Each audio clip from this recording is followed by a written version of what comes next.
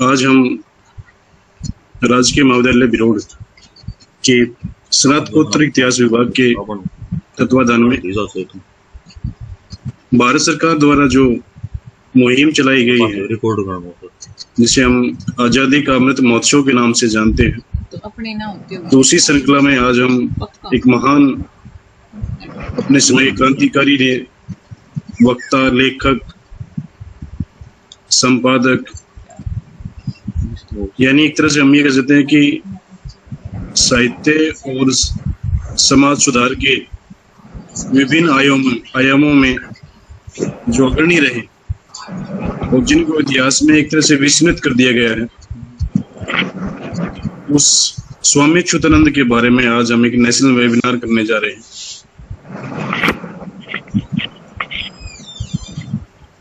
स्वामी अच्युतानंद का जन्म उत्तर प्रदेश में हुआ था आज के दिन 6 मई 1879 को, और 1933 तक उन्होंने समाज सुधार के साथ साथ राजनीति, आर्थिक सुधार, सांस्कृतिक सुधार के बारे में बहुत सारी बातें रखी।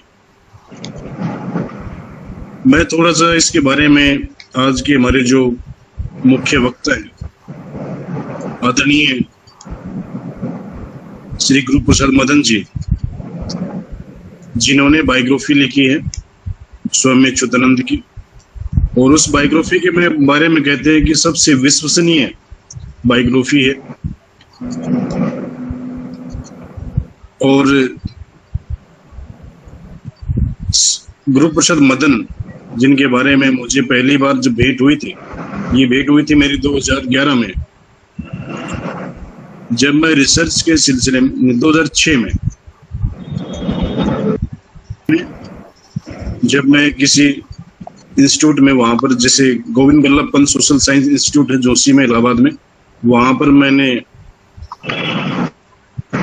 एज ए रिसर्च एसोसिएट अपना काम शुरू किया था। तो वहां पर जो हमारे प्रोजेक्ट डायरेक्टर थे बद्री नारायण जी, उन्होंने मुझे गुरु प्रसाद मदन के बारे में बताया था। और गुरु प्रसाद मदन, इनका जन्म 1942 में हुआ था।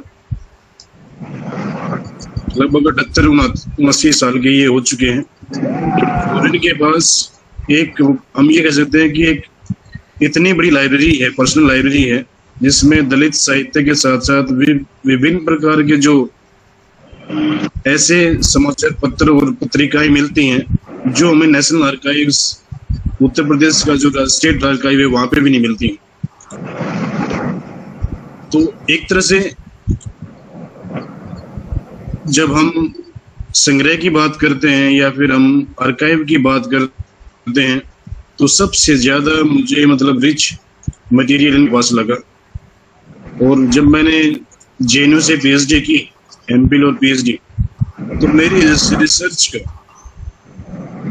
लगभग ये लगा लो कि 80% जो प्राइमरी सोर्सेज थे वो इनके घर से ही मुझे मिले। इनके जो पर्सनल लाइब्रेरी थी, बड़े ही मूर्धन्य व्यक्तित्व के स्वामी हैं गुरु प्रसाद मदन जी। तीसरी क्लास में जब पहली बार थे, तब इन्होंने आर्य समाज की वेदी पे समाज सुधार के लिए पहला भाषण दिया था। और उसके बाद से लगा करके, यानी लगभग ये लगा लो कि 8-9 साल की आयु से लगा करके आज तक देश के विभिन्न क्षेत्रों में ये घूम चुके हैं। दलित साहित्य के एक तरह से इनको वॉकिंग इंसाइक्लोपीडिया कहा जाता है, और एक तरह से ही हम्बल व्यक्तित्व हैं। इनके बारे में जब मैंने इनसे बात की कि माँ आपसे ज्यादा और कोई महत्वपूर्ण व्यक्ति हमें इस टॉक के लिए नहीं लग रहा है, तो इन्होंने शायद इसको स्वीकार किया। और ज्यादा समय में न लेते हुए मैं आदरणीय कि वो अपने वक्तव्य को शुरू करें और हमें एक तरह से आज का जो एक तरह से हमारा जो वक्तव्य है, contribution of Swami Achyutanand in national awakening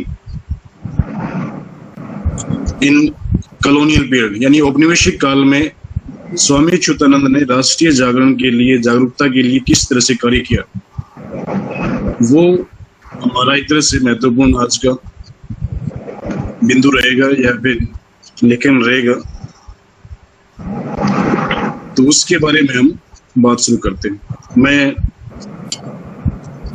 Guru Prasad Madan ji को माइक हैंड ओवर करता हूं कि वो अपनी बात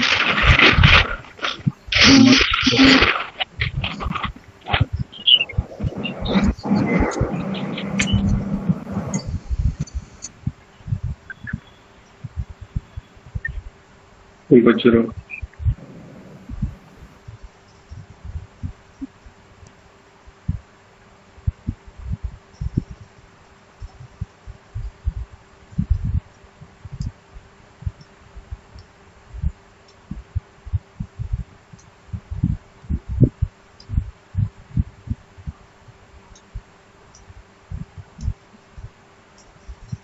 हेलो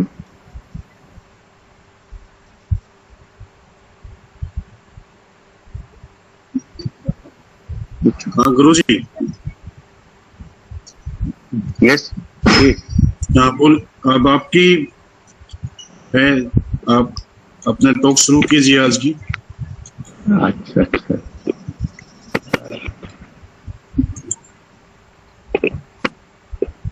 मित्रों,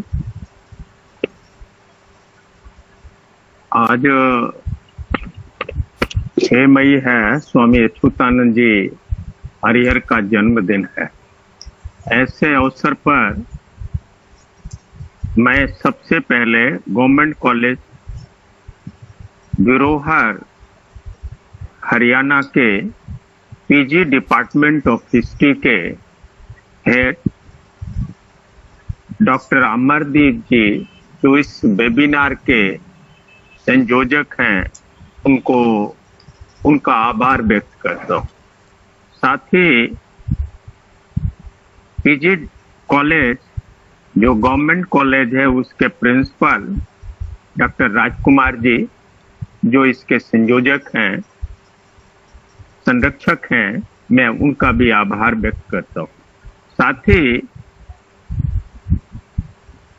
आयोजन के जो सचिव हैं श्री सवीन जी, जो असिस्टेंट प्रोफेसर हैं, मैं उनका भी आभार व्यक्त करता हूं कि उन्होंने आजादी का अमृत महोत्सव कार्यक्रम के अंतर्गत औपनिवेशिक काल में राष्ट्रीय जागरूकता में स्वामी अच्युतानंद हरिहर का योगदान विषय पर अपनी बात रखने का अवसर प्रदान किया। मैं कोई पहली बात तो मैं स्पष्ट कर दूं कि मैं कोई एकेडमिक क्षेत्र का व्यक्ति नहीं, कोई प्रोफेसर नहीं, कहीं अध्यापक नहीं, प्राध्यापक नहीं, लेकिन चूंकि एक सामाजिक आंदोलन से जुड़े होने के कारण मैं अपनी बात आपके समक्ष रखूंगा। मैं अपनी बात, आप जानते हैं कि स्वामी अच्युतानंद जी, जिनके बारे में अभी डॉक्टर अमरदीप जी कह रहे थे,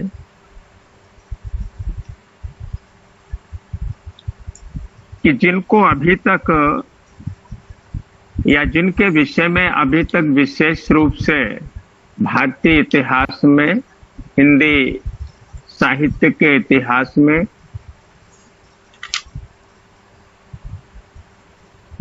जाना नहीं गया, उनके बारे में मैं अपनी बात कहूं। स्वामी अच्युतानंद जी की महत्ता आप जानते हैं, जगत प्रसिद्ध, भारत के ही नहीं विश्व के ज्ञान के जो प्रकाश स्तंभ हैं। डॉक्टर बाबा साहब अम्बेडकर ने 1932 में 2 पत्र उनको लिखे थे। पहला पत्र उन्होंने अंग्रेजी में लिखा था और माय डियर स्वामी जी से प्रारंभ किया था। उसका ओकेजन मेरी वार्ता में आगे आएगा। उस वक्त माय डियर स्वामी जी लिखना और बाद में फिर जो स्वामी जी को हिंदी में पत्र लिखा, संभवतः वो शायद भारतवर्ष में डॉक्टर बाबा साहब अम्बेडकर के हाथ का हिंदी का पहला पत्र है। और वो जो उन्होंने लिखा स्वामी जी को, मैं उसका आपको थोड़ा सा भाव यानी उनकी भाषा को पढ़ के सुना रहा हूं। यह पत्र मद्रास से लिखा गया था और लिखते हैं, फ्रेंचाइज कमेटी की सील लगी थी और लिखते हैं बाबा साहब, स्वामी जी से अनेक प्रणाम। आपका 26 से 32 का पत्र मुझे यहाँ मिला। इसके पहले आपका तार भी मुझे मिल चुकी थी। आप लोग ने दिल्ली जाकर के जो कार्य किए उस पर हमको बहुत ही आनंद है। हमारे नेताओं की नीति इस वक्त बिगड़ी हुई है। अगर 2 महीने के अरसे से हम लोग हमारा मत अचल ना रखते हैं तो हमारे शब्दों पर कोई एतबार ना करेगा। आगे लास्ट में मैं कहता हूं जो उन्होंने लिखा है। मैं मानता हूं कि ठिकाना और मुकर्रर करना होगा, यह आप इटावा कहेंगे, मगर मद्रास भाइयों को बहुत लंबा होगा। इस वास्ते मैं मध्य जगह ढूंढ निकालना चाहिए, इसकी कोशिश में हूं। आपका कृपा अभिलाषी भीमराव अंबेडकर। आपका कृपा अभिलाषी भीमराव अंबेडकर और स्वामी जी को अनेक प्रणाम। ये 2 शब्द स्वामी अच्युतानंद जी की महत्ता के लिए बहुत ही काफी है। जैसा मैंने आपसे कहा कि विश्व के मूर्धन्य ज्ञान के प्रकाश पुंज डॉक्टर अंबेडकर ने ये शब्द 1932 में लिखे थे। ये एकमात्र स्वामी जी के महत्ता का मापदंड है। उस समय जिस वक्त इस पत्र का जो मैं हवाला दे रहा हूं, राउंड टेबल कॉन्फ्रेंस में बाबा साहब अम्बेडकर के और गांधी जी के बीच में या अन्य और नेताओं के बीच में बहुत काम हुआ था, चर्चाएं हुई थी और ज्वाइंट इलेक्टेड और सेपरेट इलेक्टेड की चर्चा हो रही थी।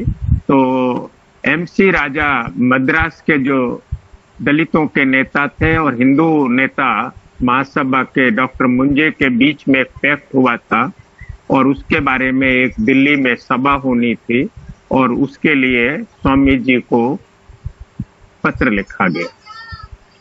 उसमें जाकर के स्वामी जी ने उस सम्मेलन में जो मकसद था डॉक्टर मुंजे और एमसी राजा का कि ज्वाइंट इलेक्टेड का प्रस्ताव पारित हो जाए, उसमें वो असफल रहे और स्वामी अच्युतानंद जी का जो उत्साह और उनके जो कार्य था उसमें एक प्रसिद्धि ये हो गई कि पृथक निर्वाचन का प्रस्ताव पारित हुआ और उस सम्मेलन पे स्वामी जी के आदि हिंदू आंदोलन का पूर्ण रूपेण आधिपत्य हो गया।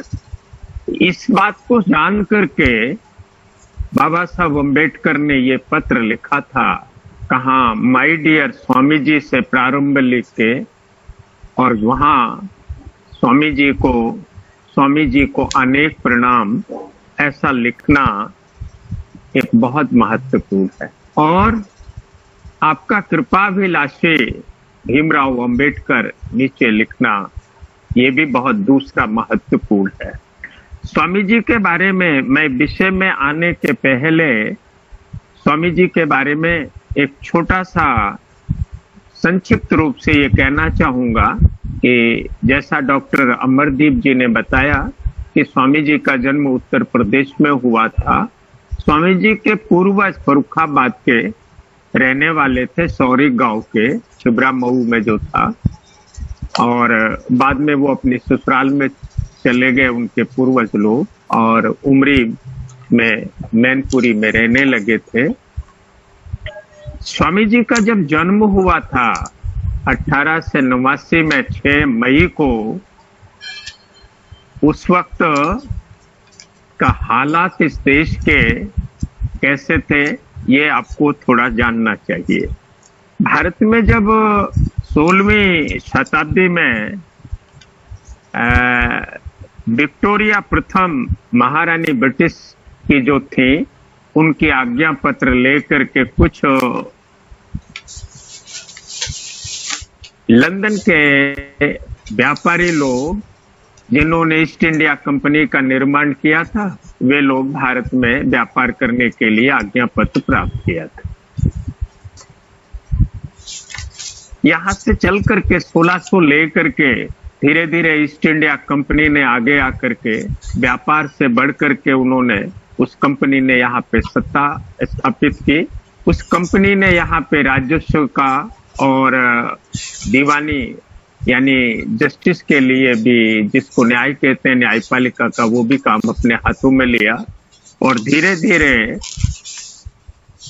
पूरे भारत के अधिकांश क्षेत्रों में जो कुछ रजवाड़े रह गए या कहीं नवाब रह गए, उसके बाद वहां पे जो क्षेत्र था उस पे ईस्ट इंडिया कंपनी का राज्य कायम हो गया था। ईस्ट इंडिया कंपनी के राज्य कायम होने के समय स्कूल खुले, कुछ और चीजें हुई और लोगों की बढ़ोतरी हुई। लेकिन 1857 में, जिसको भारत में एक क्रांतिकारी या युगांतकारी घटना कहा जाए, भारतीय इतिहासकार उसे स्वतंत्रता का प्रथम संघर्ष कहते हैं, आंदोलन कहते हैं। इसको ब्रिटिश लोगों ने, जो पाश्चात्य इतिहासकारों ने लिखा कि एक सैनिक विद्रोह था। इस प्रकार इसकी 1857 में जो ब्रिटिश पार्लियामेंट थी, उसने अपने हाथों में इसको ले लिया था और यहाँ इलाहाबाद में वो पत्र पढ़ा गया था और सीधे भारत फिर ब्रिटिश राज्य में आ गया। 1857 के बाद से लेकर के 1947 तक का समय और भी महत्वपूर्ण हो जाता है। इस बीच में अनेक सुधार हुए, अनेक कानून पास हुए, अनेक चार्टर हुए जिन्हें कहा गया, कुछ एक्ट बने। इस तरह आप देखते हैं कि सुधार का काम हुआ। यहाँ पे कलकत्ते में एक कॉलेज स्थापित हुआ जिसमें अंग्रेजी माध्यम से प्रारंभ हुआ और हमारे बंगाल के जो विद्वान लोग थे, कुछ लोग जो कहना चाहिए कि जो कॉस्ट हिंदूस थे, उन लोगों ने अंग्रेजी पढ़ी और देखा और फिर उसके साथ आए। वहीं पे राजा राममोहन राय जी ने एक सुधार का आंदोलन चलाया और हम देखते हैं कि उस समय कई आंदोलन हमें नजर आते हैं। राजा राममोहन राय ने सती प्रथा, अन्य और चीजों के खिलाफ, जो हिंदू समाज में व्याप्त कुरीतियां थी, उनके खिलाफ ये सुधार का एक आंदोलन चलाया। हमें प्रार्थना सभा की स्थापना दिखाई देती है उसी समय। कुछ समय बाद हमें दक्षिण भारत में महात्मा फुले का उदय नजर आता है और उनका एक आंदोलन चलता है। और उसी समय आर्य समाज के ऋषि दयानंद जी ने भी एक आंदोलन छेड़ा। 1875 में आर्य समाज का जन्म होता है और आर्य समाज के जन्म के साथ ऋषि दयानंद ने पूरे भारत का दौरा करके और हिंदू समाज में तत्कालीन समय में जो सत्याग्रह प्रकाश उन्होंने लिखा था, उसमें यह कहा जाता है कि पहली बार स्वाधीनता शब्द के प्रयोग करके उन्होंने यहाँ के लोगों में स्वाधीनता के प्रति जागृति पैदा की। यदि अगर देखा जाए तो 1875 के पहले उसी महाराष्ट्र में महात्मा फुले ने जो सत्यशोधक समाज की स्थापना की थी, वो भी एक बड़ा क्रांतिकारी प्रकरण है या क्रांतिकारी आंदोलन था। 1873 में स्वामी जी ने स्वामी जी के पूर्व महात्मा फुले का सत्यशोधक समाज, जिसे बाद में अब्राह्मण आंदोलन के रूप में कहा गया, और जिन्होंने हिंदू समाज में फैली कुरीतियां, जाति भेद, छुआछूत, अस्पृश्यता, उसके खिलाफ आंदोलन चलाया और ब्रिटिश राज्य के अंतर्गत ही उन्होंने, आपको याद होगा कि पहला उन्होंने एक विद्यालय खड़ा किया, अछूतों के लिए अपनी कुंडी खोली। ये एक बड़ी क्रांतिकारी बात थी। लेकिन महात्मा फुले को मैं आपको स्पष्ट करना चाहता हूं कि वो अनटचेबल नहीं थे।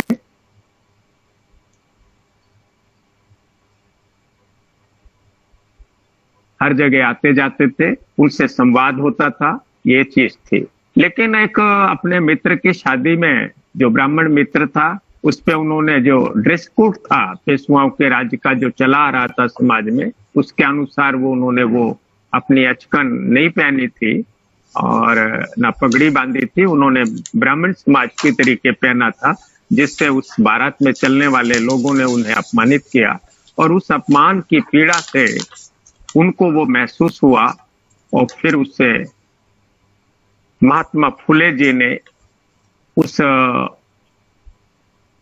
विषमता के विरुद्ध एक बिगुल बजाया।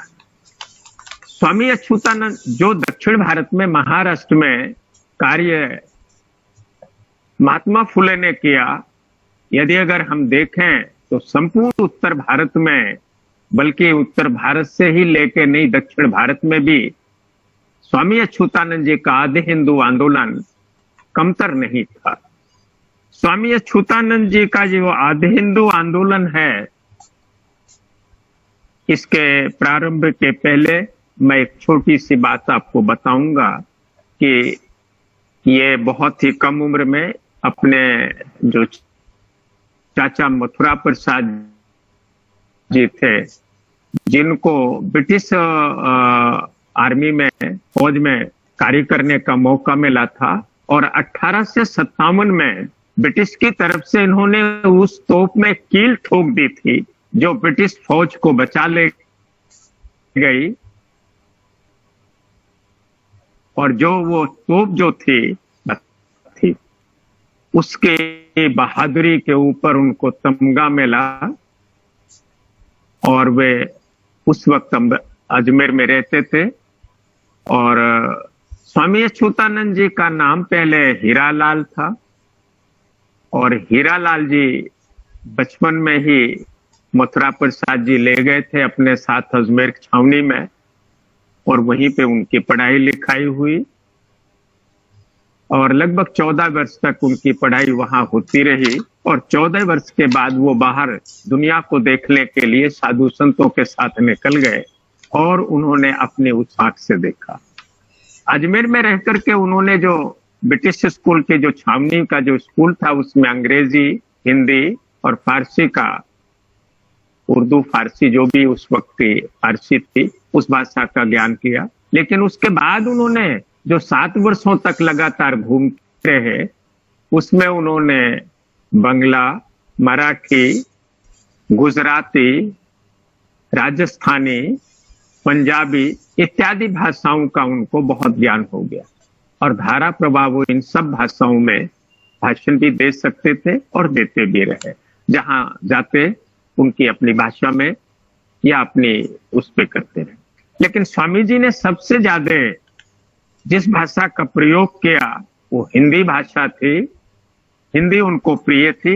हिंदी वो ये जानते थे कि हिंदी ही एक ऐसी भाषा है जो सारे राष्ट्र में बोली जाती है, समझी जाती है।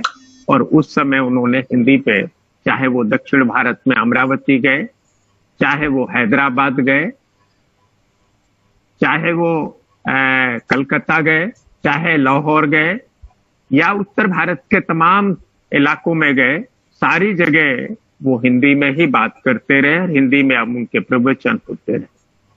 अपने आंदोलन की जो भाषा उन्होंने रखी वो भी हिंदी थी, लेकिन आप देखेंगे कि उनके जो सम्मेलन होते थे, जो रिपोर्टें छपती थी वो हिंदी में छपती थी और अंग्रेजी में भी छपती थी। ये एक बड़ी महत्वपूर्ण बात थी कि अंग्रेजी में रिपोर्टें भी प्राप्त हैं और हिंदी में भी हमें वो रिपोर्टें प्राप्त हैं, जिससे प्राप्त होता है, ज्ञात होता है कि स्वामी जी किस प्रकार के संगठन को बढ़ावा दे रहे थे। जब स्वामी जी घुमक्कड़ी जीवन से निकल करके आए तो उसी समय उनका संबंध आर्य समाज के लोगों से हुआ और वो आर्य समाजी हो गए। 1905 में आर्य समाज में सम्मिलित हो गए और आर्य समाज के प्रचारक भी हो गए। आपको 1905 में से लेकर के 1912 तक उनका नाम कहीं हरिहर गोस्वामी और कहीं स्वामी हरिहरानंद के नाम से प्राप्त होता है। वो बड़े उद्भट प्रवक्ता थे, ओजस्वी वक्ता थे और आर्य समाज का जो प्रचारक का रूप था वो शास्त्रार्थ का अवश्य था और इसलिए वो शास्त्रार्थ में भी पारंगत थे। उनका अध्ययन जो था, तब तक संस्कृत के तमाम ग्रंथों जो उस वक्त प्राप्त थे उन्हें प्राप्त कर चुके थे, वो उन्होंने अध्ययन किया था। उस वक्त के छपे हुए जितने अंग्रेजी और हिंदी के ग्रंथ थे उनका भी उन्होंने अध्ययन किया था। उनका ज्ञान, उनका अध्ययन विशाल था। आर्य समाज अजमेर जो केंद्र था वहां वो प्रचारक का काम करते रहे। कुछ दिनों के बाद दूसरी जगह लोगों ने, जहां आर्य समाज के शाखाएं थी, उनमें से उज्जैन के लोगों ने एक प्रचारक की मांग की तो आर्य समाज अजमेर ने स्वामी हरिहरानंद जी को उनको ट्रांसफर कर दिया। और आप ताज्जुब करेंगे देख करके कि स्वामी हरिहरानंद जी ने उज्जैन में आकर के एक स्कूल खोला जो दलितों के लिए स्कूल था और उन्होंने साथ ही साथ ये भी किया, उस पाठशाला को रात्रि पाठशाला भी रखा और दिन के लिए भी पाठशाला रखा। उज्जैन में रह करके उनका बहुत ये प्रचार का कार्य चलता रहा। बाद में वो आगरा आ गए और आगरा के इलाके में काम करने लगे और वहां पे भी, आगरे में भी उन्होंने एक स्कूल की स्थापना की। आगरा में रहते हुए उनकी मांग और बढ़ी तो मैनपुरी जिले में सिरसागंज के जो आर्य समाज था वहां पे उनको लाया गया और वहां पे जब वो आए सिरसागंज में तो वहां भी उन्होंने एक स्कूल के लिए उनकी धर्मपत्नी जी ने अपनी अंगूठी सोने की थी उसे दान कर दी। लेकिन वहां आकर के जब देखा उन्होंने कि जब उसका उद्घाटन हो रहा था तो अछूत विद्यार्थी टाट से अलग बाहर बिठाए गए थे और जो दूसरे कास्ट हिंदूज के विद्यार्थी थे वो टाट पे बैठे थे। ये देख करके उनको बहुत धक्का लगा और उन्होंने इसका विरोध किया।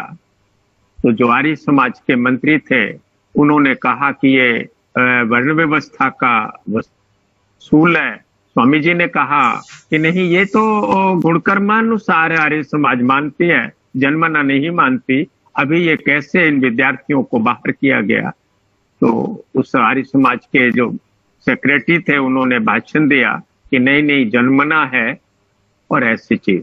स्वामी जी को बहुत ही धक्का लगा और स्वामी जी ने निश्चय कर लिया और आर्य समाज को तिलांजलि दे दी। यह 1912 की घटना है। 1905 से लेकर के 1912 तक उद्भट प्रचारक आर्य समाज के ओजस्वी वक्ता जब देखा कि आर्य समाज खाली गुणकर्मानुसार की जो बात करती है, लेकिन जन्मना बात को प्रैक्टिकल करती है, प्रयोगात्मक में रखती है, अपने जीवन में उतारती है। इससे उनका मोह भंग हुआ और वो आगरे में स्वतंत्र रूप से प्रचार करने लगे और वहां पे उन्होंने जाटो सभा का संगठन कराया और वहां के लोगों ने ये किया। वहां के कई विद्वान लोग थे, कई व्यापारी लोग थे, उन लोगों का आना जाना दिल्ली में था और 17 में स्वामी जी दिल्ली आए और दिल्ली में उन्होंने लोगों को जोड़ा और जोड़ने के बाद ये किया। इसी समय आप देख रहे होंगे कि 17 के बाद आपको याद होगा कि विश्व में नई हलचलें चल रही थी। उसके पहले प्रथम विश्व युद्ध हो चुका था और आप ये भी देख रहे थे कि रूसी क्रांति हो रही थी और उसी समय 1922 में प्रिंस ऑफ वेल्स भारत में आ रहे थे। प्रिंस ऑफ वेल्स का विरोध भारत के जो राजनीतिक संगठन थे, खासतौर से कांग्रेस पार्टी या जो हिंदूवादी संगठन थे, उन्होंने घोर विरोध किया प्रिंस ऑफ वेल्स का। स्वामी अच्युतानंद जी ने इस अवसर को पहचाना और प्रिंस ऑफ वेल्स का स्वागत किया और यहाँ तक उदाहरण मिलता है कि लाखों लोगों को उन्होंने एकत्र किया था और प्रिंस ऑफ वेल्स को 1922 में स्वागत में जो मेमोरेंडम सबमिट किए उसमें 17 मांगे थी। प्रिंस ऑफ वेल्स ने का स्वागत अन्य और जगहों पे भी हुआ और ये 17 जो मांगे थी, ये मेमोरेंडम जो सबमिट किया था उन्होंने, इस मेमोरेंडम को प्रिंस ऑफ वेल्स ने के अटैची जो उनके सेक्रेटरी थे, एक पत्र लिखा स्वामी जी को और अक्का जी गवई को कि ये हमने वादा किया था कि ये महाराजा जो ब्रिटिश क्राउन है उनके समक्ष रखेंगे और ये इसकी पावती या इस बात की उन्होंने यहाँ चिट्ठी लिखी, जिसका हिंदी तर्जुमा यानी फारसी में उसका तर्जुमा जो अंग्रेजी में था उसका छपा हुआ था, वो मैंने अपने यहाँ देखा और ये महर्षि भिखुलाल जी की लाइब्रेरी में उसको देखने को भी मिला। मैं जो मेरा स्वामी अच्युतानंद जी के ऊपर ज्ञान है या जो कुछ मैं उनके बारे में जान सका, एक तो पहले किसी भी व्यक्ति के बारे में जानने के लिए या तो उनके साथ रहा जाए अथवा उनके साथ रहने वालों लोगों का संसर्ग प्राप्त हुआ हो अथवा उनके किए हुए आंदोलन को जो लिखा गया है या उनकी रचनाएं हैं उनसे उनके व्यक्तित्व को पहचाना जा सकता है। मैंने स्वामी अच्युतानंद जी को नहीं देखा है, ये बात सच है, लेकिन स्वामी अच्युतानंद जी के साथ जिन लोगों ने कार्य किया था, जिन लोगों ने उनके साथ आंदोलन में भाग लिया था, ऐसे लोगों का मैंने साथ मुझे मिला और उनमें से मैं कुछ लोगों के नाम आपको पढ़ते सुनाऊंगा। यानी मुझे जो मेरे जहन में भी हैं उनमें से मैं दादा कनौजी लाल जी का नाम पहले मैं इसलिए ले रहा हूं कि उनसे बहुत काफी अरसे तक मेरा संबंध रहा और जब फर्रुखाबाद में स्वामी जी आए तब भी उन्होंने वहां पे दादा कनौजी लाल जी उनके बड़े संसर्ग में रहे। स्वामी क्षमानंद जी उनके साथ थे,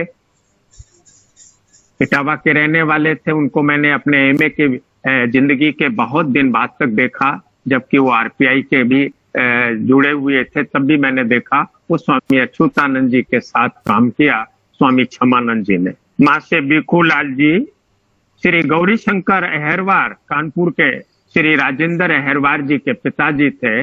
गौरी शंकर अहरवार जी बहुत उस पीढ़ी के लोग हैं और उनको देखा।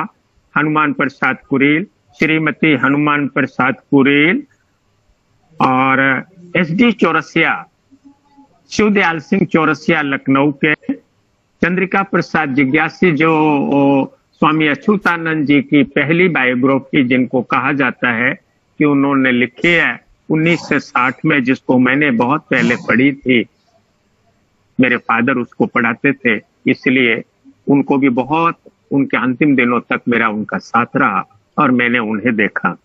चेतराम पासी, डॉक्टर नंदलाल बियोगी, बदलू राम सोनकर, राजवैद माता प्रसाद, रतिराम कुरेल, ऐसे ये तमाम नाम हैं जिन लोगों ने स्वामी अच्युतानंद जी के आंदोलन में काम किया। और डॉक्टर नंदलाल जायसवाल बियोगी, उनके साथ भी मुझे उठने बैठने का और उनसे बातचीत करने का मौका मिला। और खासतौर से उनके जो दामाद हैं, जो अब नहीं रहे, और उनके दामाद, मैं क्या कहूं कि उनके मुझे दर्शन प्राप्त हुए। मैंने बाबू मंगल सिंह जी, जो उनकी सबसे छोटी स्वामी अच्युतानंद जी की बेटी जो उनको ब्याही थी, उनके जीवन काल में मैं उनके मिलने के लिए गया और उनसे बातचीत की। उन्होंने मुझे अपनी लिखी हुई जो ऑटोबायोग्राफी थी, जो उनके बारे में लिखी गई थी बायोग्राफी, वो भी उन्होंने मुझे दी थी और फिर मेरे पत्र व्यवहार भी होते रहे। इस प्रकार जो स्वामी अच्युतानंद जी के बारे में, एक तो ये मेरा जो ज्ञान है या मेरी जो जानकारी है वो इन लोगों के साथ है। दूसरा, इनसे जो प्राप्त उस समय जो छपे छपाए पत्र पत्रिकाएं थी, उनको देखा, उन्हें देखने का मौका मिला। और स्वामी जी का जो कहना चाहिए, दो क्षेत्र की बात मैं करूंगा। अभी डॉक्टर अमरदीप जी कह रहे थे कि स्वामी जी ने राजनीतिक, सामाजिक, सांस्कृतिक, साहित्यिक, इन तमाम क्षेत्रों में जो पहला काम किया। मैं सबसे पहले जब मैंने की तरफ से, जिसमें डॉक्टर सोमनाथाक्षर जी मुख्य अतिथि थे और मेरा एक उसमें भाषण था स्वामी अच्युतानंद जी के ऊपर, तो पहली बार मैंने वहां कहा, ये इस आधार पे कहा कि जो मुझे सामग्री मिली थी वो स्वामी जी की 1912 में छपी हुई सामग्री मिली, और सरस्वती में 1914 में एक कविता छपी, हीरा डोम की कविता नाम से छपी है, जिसको हिंदी जगत में कहा जाता था कि ये दलित कविता जो है ये पहली कविता है। वहां मैंने ये बात कही कि एक चीज तो कही कि ये कविता हीरा डोम के पहले जो स्वामी अच्युतानंद जी ने लिखी वो 1912 में छपी और 13 में छपी, और इसलिए हीरा डोम दलित साहित्य या दलित कविता के पहले कवि नहीं है, स्वामी अच्युतानंद जी पहले कवि। शिमला में जब डॉक्टर बेचैन जी ने, डॉक्टर शिवराज सिंह बेचैन जी ने एक सम्मेलन किया, उस वक्त मैंने ये बात, अपना पर्चा भी पढ़ा था और उस वक्त मैंने एक बात कही थी कि हीरा डोम नाम का कोई व्यक्ति नहीं है। उस वक्त भी मैंने ये दोहराया कि हीरा डोम नाम के कोई व्यक्ति नहीं हुए, क्योंकि सरस्वती के जितने भी लेखक या कवि हैं उनका विवरण सरस्वती में पत्रिकाओं में मिलता है, लेकिन उसके तत्कालीन संपादक ने कहीं भी हीरा डोम के बारे में एक शब्द नहीं लिखा। एक ये कविता को छोड़ करके दूसरी कोई कविता नहीं लिखी। इसके बाद दिल्ली में कुछ मरमरिंग हुई और उस वक्त ये बात उठी। तो मैं एक बात कहना चाहूंगा कि हिंदी दलित साहित्य जिसकी आज बहुत चर्चा है और इतिहास के अंदर भी चर्चा है, तो स्वामी अच्युतानंद जी पहले आदि कवि है हिंदी दलित साहित्य के। नंबर 2, स्वामी जी ने पहला हिंदी का प्रेस स्थापित किया, दलित प्रेस। ये आपको जान करके और भी खुशी होगी, और उसका नाम भी उन्होंने आदि हिंदू प्रेस रखा था। आदि हिंदू आंदोलन के पहले स्वामी जी ने जो मासिक पत्र, समाचार पत्र निकाला, इसलिए हिंदी के वो पहले समाचार पत्र संपादक हैं, कवि हैं, लेखक हैं। एक नई बात मैं आज आपके सामने रखना इसलिए चाहूंगा कि आपको उनके नाटक तो मिलते हैं, कविताएं मिलती हैं, लेकिन वो उपन्यासकार भी थे जिसके कई अंकों में कंटिन्यू वो अपने अखबार में आदि हिंदू में छाप रहे थे या अन्य उसके अखबार में छप रहे थे, वो आपको प्राप्त होंगे, दिखाई देगा।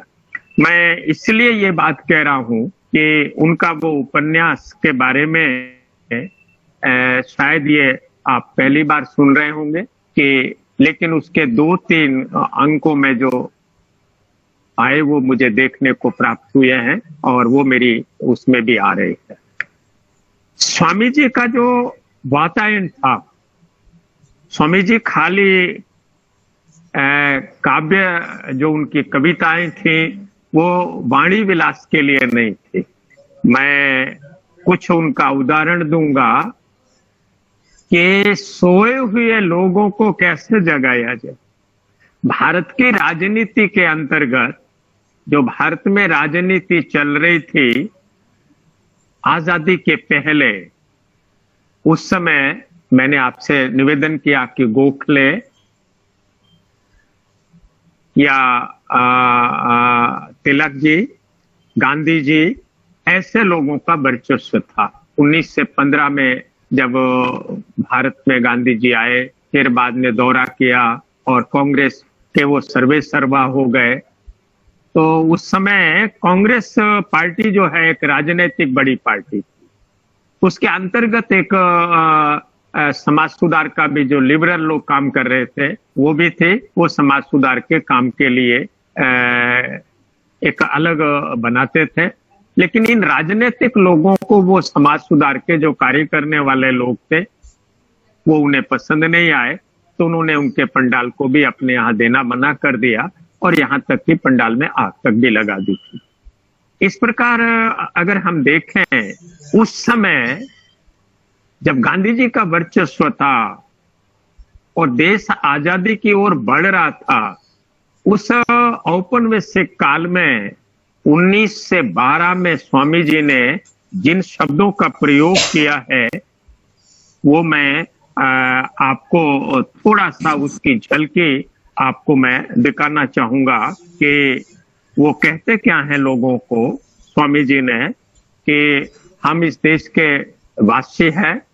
ये आपको एक बात मैं बताऊं ना, अभी बातचीत करते वक्त मुझे बात ये लग रही है कि उनकी जो मान्यताएं थी, उन्होंने तत्कालीन जो मान्यताएं थी कुछ, उनको बहुत परिवर्तन दिया, या परिवर्तन नहीं बल्कि क्रांतिकारी उनके अर्थवत्ता उनमें दिया। जैसे आदि हिंदू शब्द था, अछूत था।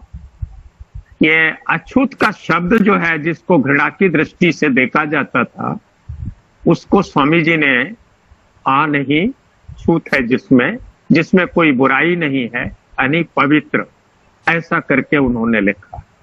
इतना ही आदि हिंदू शब्द जिसको है उसको ये तात्पर्य नहीं है कि वे हिंदू पहले के हिंदू, ये अर्थवत्ता नहीं है उसकी।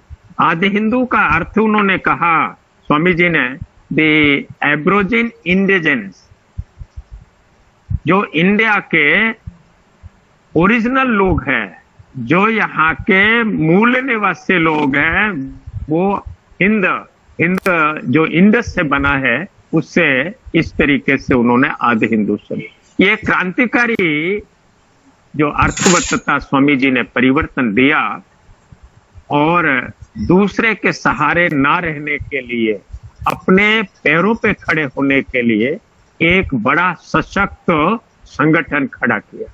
वो संगठन साहित्य के क्षेत्र में, संतों के क्षेत्र में, सांस्कृतिक क्षेत्र में, काव्य के क्षेत्र में, गद्य के क्षेत्र में, और ही नहीं राजनैतिक विचारधारा के लिए मुल्की हक बंटवारा शब्द का भी प्रयोग किया। ये क्या है? यानी वो ये चाह रहे थे कि यहाँ का जो सबसे कहना चाहिए जो हाशिए का व्यक्ति है उसको भी वो अधिकार प्राप्त होना चाहिए, उनको वो राजनीतिक अधिकार प्राप्त होना चाहिए, पॉलिटिकल पावर उन्हें प्राप्त होना चाहिए। सामाजिक पावर के साथ साथ ये राजनीतिक जो पावर है, वो सत्ता है, वो भी उन्हें प्राप्त होना चाहिए। इसे मैं इस बात को एक 19 से 22 में जब एक कवि सम्मेलन हुआ, मैं आपका ध्यान उस ओर इसलिए आकर्षित करूंगा कि उस कवि सम्मेलन में स्वामी जी ने जिस बात को कहा वो मैं आपके बात में आपको रखना चाहता हूं कि किस तरीके स्वामी जी ने उसको कहा, वो आप जरा देखें। स्वामी जी ने जो दिल्ली में कवि सम्मेलन हो रहा है, वो खाली दलितों का सम्मेलन नहीं था, तत्कालीन अछूतों का सम्मेलन अकेला नहीं था।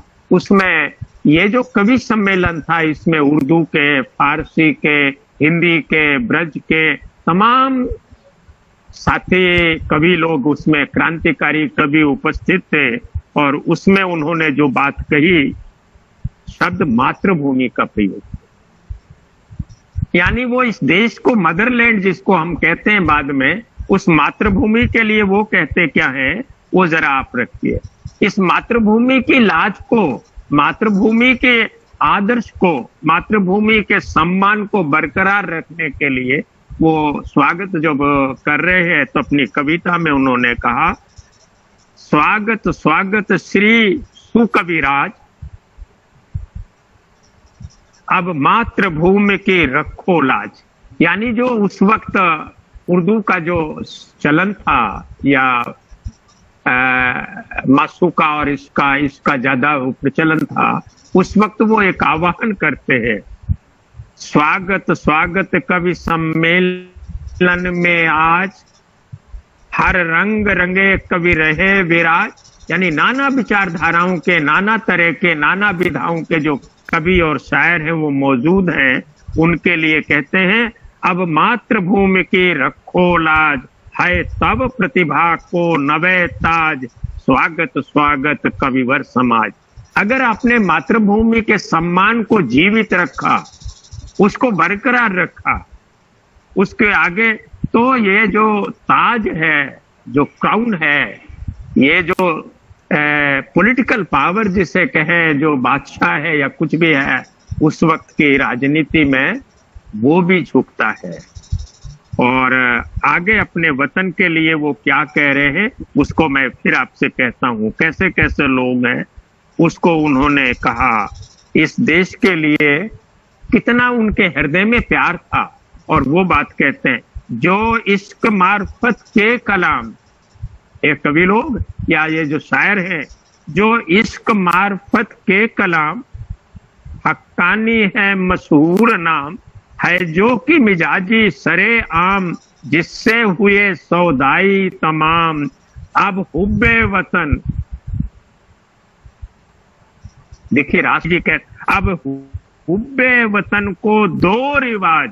अब वो नहीं जो प्रेम और मासूका का काम हो रहा था, जो ब्रज में इस तरीके बातें हो रही थी, जो रस श्रृंगार रस की कविताएं चल रही थी, अब वो ललकारते हुए कहते हैं, अब हुब्बे वतन की दो रिवाज, स्वागत स्वागत कवि वर समाज। ये आपको लगेगा कि स्वामी जी देश को पहले अपने सामने रखते हैं, और देश को सामने रखते हुए जो हाशिए के पायदान पे है, उसको भी अपने सामने वो रखते हैं। और इसलिए उनके लिए क्या कहा, वो मैं आपको कह रहा हूं। नीचे गिराया था अछूता, छूत से मैं हूं बरी, शुद्ध नेशन है न शंकर, वर्ण में मैं हूं हरि। सब सबसे हिंद का प्राचीन हूं हकदार में, हा गुलामी में गिराया था कभी सरदार में। जब वहां पावर की बात हो रही है, जब वहां पे हकों की चर्चा हो रही है, तो स्वामी जी नपे तुले शब्दों में क्या कह रहे हैं, सब यानी कितनी जोरदार बात कह रहे हैं कि ये जो हिंद का हकदार मैं भी हूं, जिस समाज को ये मैं प्रतिनिधित्व कर रहा हूं, लोगों से कह रहा हूं, जिनको जगा रहा हूं, या जिसके बारे में मैं कह रहा हूं, वो भी इसके हकदार हैं।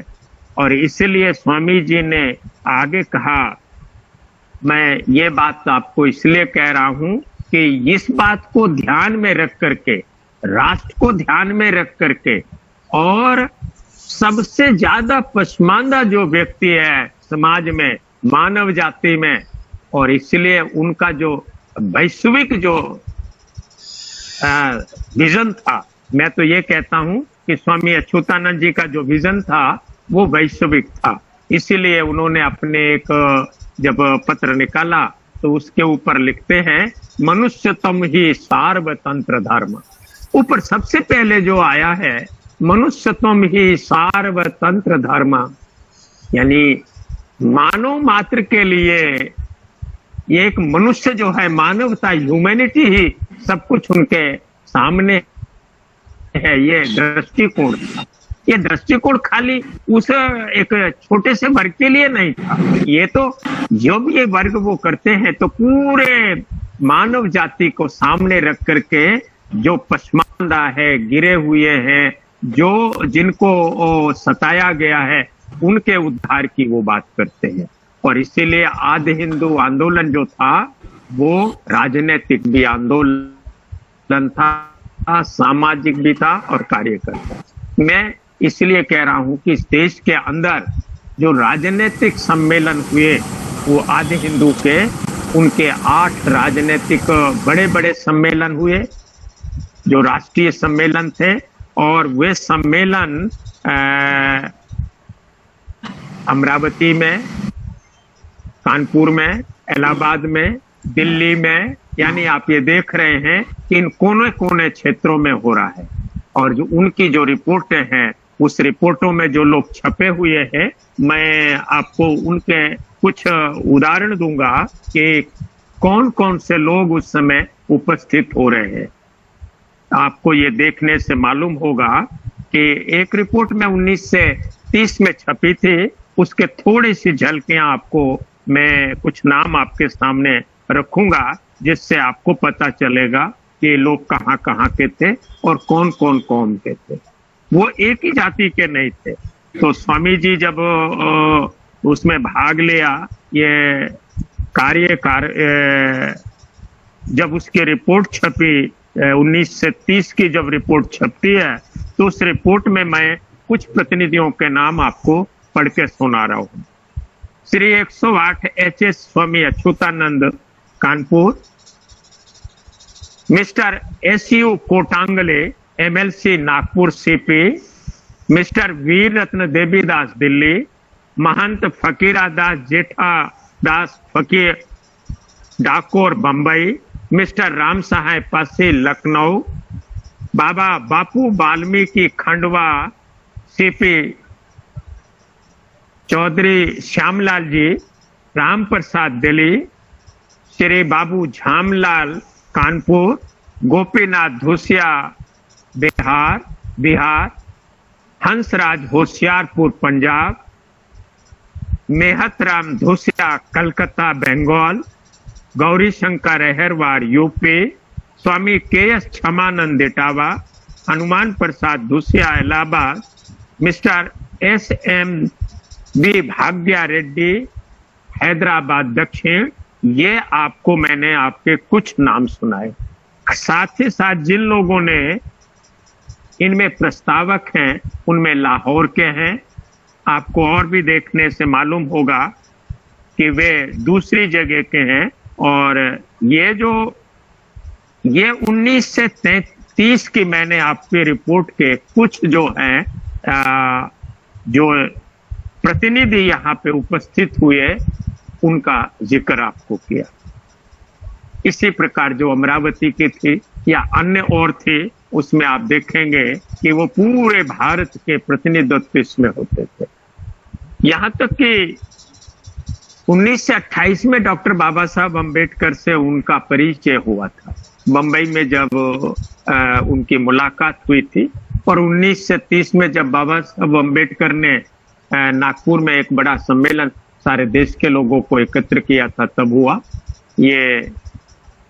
स्वामी जी उसमें भी शिरकत किए और आदि हिंदू आंदोलन के तमाम लोग।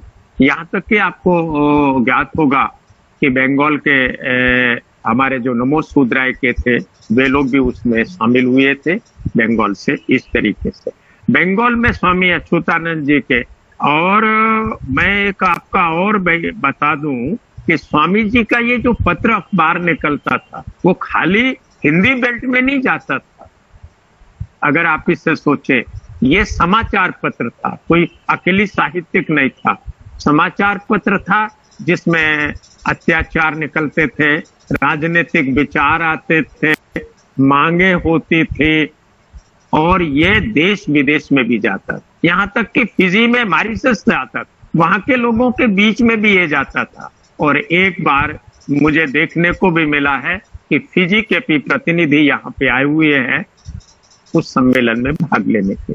तो स्वामी अच्युतानंद जी का ये जो आंदोलन था, ये इस तरह बहुत आगे आप देखेंगे कि अब आपको दो तीन चीजें नजर आपको मैं रखना चाहूंगा, ये जो आपके समक्ष है वो क्या है कि स्वामी जी ने जो इस बात को रखा, तो वो आपको, यानी मैं कैटेगराइज करूं तो बहुत ही अपने इस भाषण को आपको ज्यादा बोझिल नहीं करूंगा, मैं उसको आपको बाद में मिलेगा भी, लेकिन मैं उनकी जो 3-4 मान्यताएं हैं जो उन्होंने बहुत ही वैश्विक स्तर पे रखी, वो आपको देख।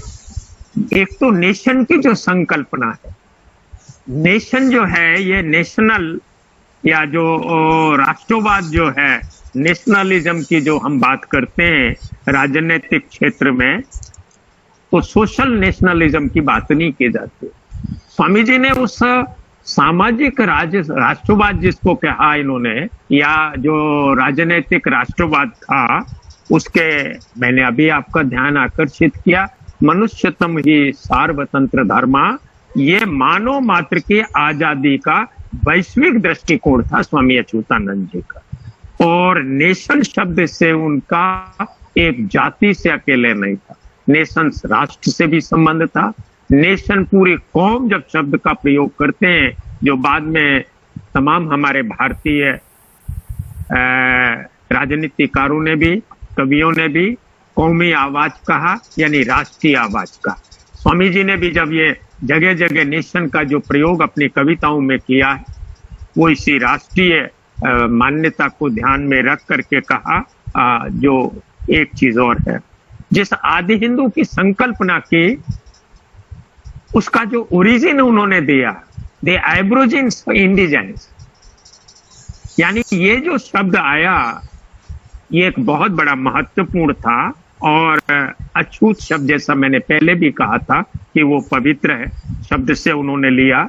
इस प्रकार स्वामी जी ने उन शब्दों की मान्यताएं को भी बहुत ही किया, परिवर्तित किया और उसकी मान्यताएं दिलाई। इसीलिए उन्होंने अपना नाम भी स्वामी अछूत रखा, अछूत रखा। अछूतानंद आया, हरिहर आया, हरिहरानंद आया, या हरिहर गोस्वामी आया। पहले जब आर्य समाज में थे तो हरिहर गोस्वामी, फिर स्वामी हरिहरानंद नाम से आए।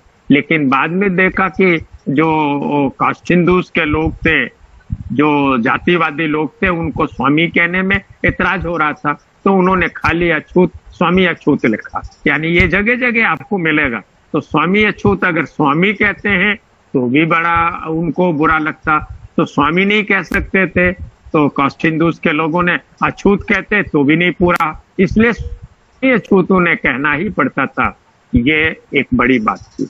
ये स्वामी जी ने इतना बड़ा आंदोलन खड़ा किया, और जिसके ऊपर बाबा साहब अम्बेडकर का जो बात का आंदोलन है, जो आंदोलन यहाँ पे खड़ा हुआ उत्तर भारत में, वो आदि हिंदू आंदोलन उसकी जड़ है।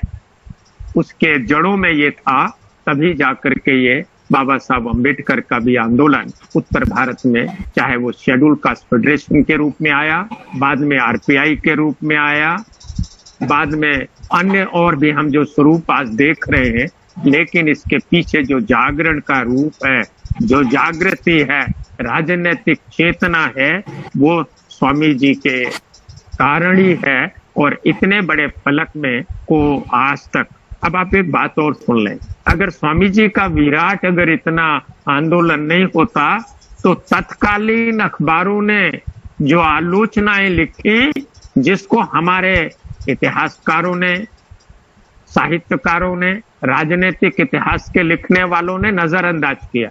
मैं दो तीन आपको, स्वामी जी उस वक्त अपने जो अखबार निकालते थे उनमें, उन अखबारों में तत्कालीन वीर अर्जुन था, लाहौर से निकलता था, क्रांति निकलती थी, यानी वो सॉरी वीर अर्जुन जो था अखबार वो, और आज एक अखबार निकलता था उसमें ये जो अन्य जो और जो उस जमाने के अखबार थे जो स्वामी जी की आलोचना करते थे, उनका जवाब भी स्वामी जी अपने उस पत्र में देते थे। इससे लगता है कि उनका कैनवास कितना बड़ा था। और इतना ही नहीं, आपको मैं याद दिलाऊं, इलाहाबाद में जब 1927 में ऑल इंडिया का ये आधे हिंदू सम्मेलन हुआ राष्ट्रीय स्तर का, तो यहाँ एक अछूत अंक निकला, आप लोग जान रहे हैं, जिसकी बड़ी चर्चा है कि जो अछूत अंक निकला, उस अछूत अंक के सारे कविताएं, सारे लेख अगर आप पढ़ें और देखें तो चांद अखबार का जो वो अछूत है अंक, उसमें एक भी बार स्वामी अच्युतानंद जी का तो ना नाम आया, ना स्वामी अच्युतानंद जी की कोई रचना आई, ना स्वामी अच्युतानंद जी का ये आया। जैसे राजनीति में पहले तक बहुत दिनों तक डॉक्टर बाबा साहब अम्बेडकर का नाम लेना उचित लोग नहीं समझते थे, खासतौर से जो यहाँ के तथाकथित इतिहासकार या जो अपने को मुख्य धारा के साहित्यकार लोग करते हैं, उसकी चर्चा नहीं करते। ठीक ऐसे ही जो मुख्य धारा के इतिहासकार हैं जिनके हाथ में कलम थी उस समय, वो या साहित्यकार, उन लोगों ने स्वामी जी का ना तो आंकलन किया ना उनका। मैंने चांद अछूत अखबार का जो मैंने उसकी कॉपी देखी और उसमें जो देखा और पढ़ा, उसके ऊपर जो एक लिखते हैं कि उसका संपादक एक फलाना कोरी के साथ बैठ करके भोजन कर रहे हैं, वो उनके यहाँ कंपोजिटर था, ये फोटो तो छपा, लेकिन एक भी तत्कालीन जो स्वामी जी के जमाने में ना तो उनकी पत्रिका का जिक्र है, ना उनके लेख का जिक्र है, ना उनके आंदोलन का जिक्र है। ये तो चांद का जो अछूत अंक निकला ये। लेकिन एक बात और कह दूं मैं, उसी चांद अखबार ने एक बड़ा भारी आलेख लिखा स्वामी जी के खिलाफ। स्वामी जी के आधे हिंदू आंदोलन के ऊपर एक आलेख आया। ये स्वामी जी की महत्ता है, जिसको कहते हैं ना सर चढ़ के बोलना, यानी कितना भी आप करोगे लेकिन उन्हें मजबूर होकर के स्वामी जी के बारे में लिखा, उनके आंदोलन के बारे में लिखा। ठीक इसी तरीके से कानपुर उनका केंद्र बिंदु था और कानपुर में गणेश शंकर विद्यार्थी जी थे। गणेश शंकर विद्यार्थी जी ने कभी कभी उनके बारे में लिखा, उनके आंदोलन के बारे में लिखा।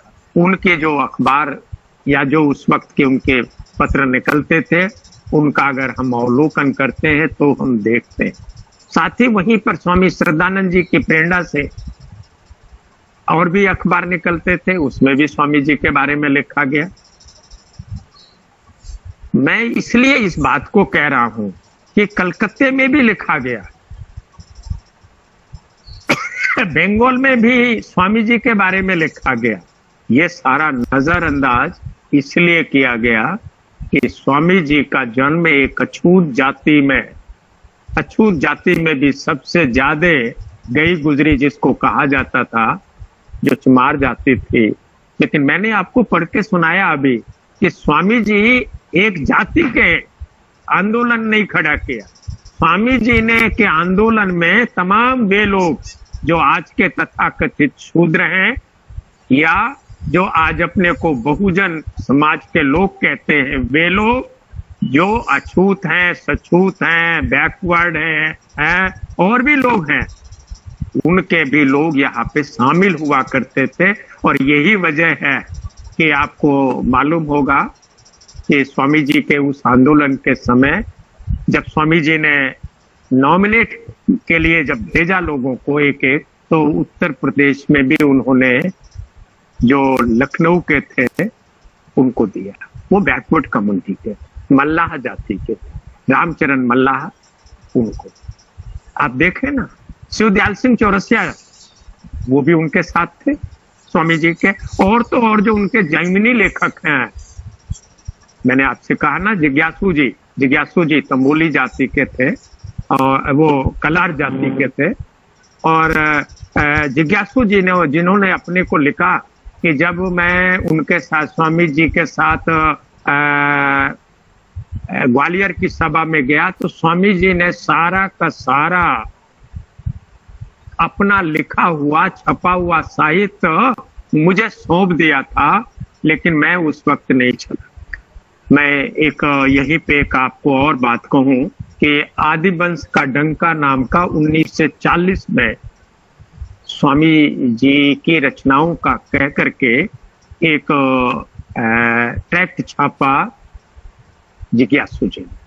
आदिवंश का डंका 1940 में और 33 में स्वामी अच्युतानंद जी ने सारा संपूर्ण लिखित साहित्य जिज्ञासु जी को दिया। जिज्ञासु जी और मेरे फादर बहुत ही नजदीक थे, यहाँ तक ये सौभाग्य में कहूँ कि मेरी शादी 1961 में जब हुई तो स्वामी ये जिज्ञासु जी उसमें भाषण देने आए। इसलिए मैं उनके नजदीक बहुत था। पढ़ने के टाइम में जब मैं पढ़ने गया तब भी मैं उनके पास जाता था, तब भी वो बताते थे, पढ़ाते थे कि भाई ऐसा ऐसा स्वामी जी की बात। लेकिन ये 7 साल तक वो छप सकती थी, लेकिन नहीं आया। तो आज जो स्वामी जी का लिखित साहित्य भी कुछ है, उसका भी सही रूप में मूल्यांकन करना, सही रूप में देखना, ये भी बहुत आवश्यक है। लेकिन सबसे बड़ा उनका जो राजनीतिक आंदोलन था, उसको देखा जाना भी, परखा जाना। आज के जो इतिहासकार हैं, आप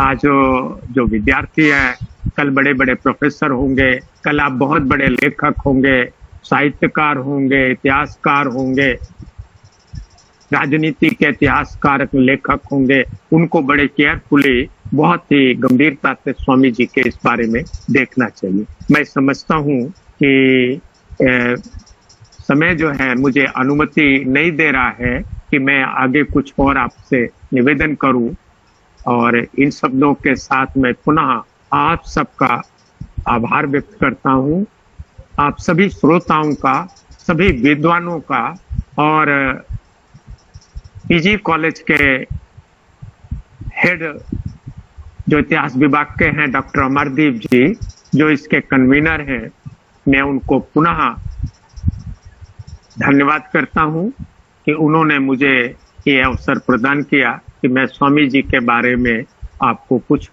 चर्चा कर सकूं, वार्ता कर सकूं। मैं आपको एक बात और भी यही आखिरी टाइम कहूंगा। कुछ लोगों ने जरूर ये कहा, स्वामी जी के बारे में और भी बहुत से लोगों ने बहुत लिखा है, लेकिन उनके दामाद साहब ने भी जो लिखा है वो भी बहुत ही केयरफुली देखा जाना चाहिए। अभी डॉक्टर रूपचंद जी ने अंबेडकर जनसंचार 9 खंडों में छापा।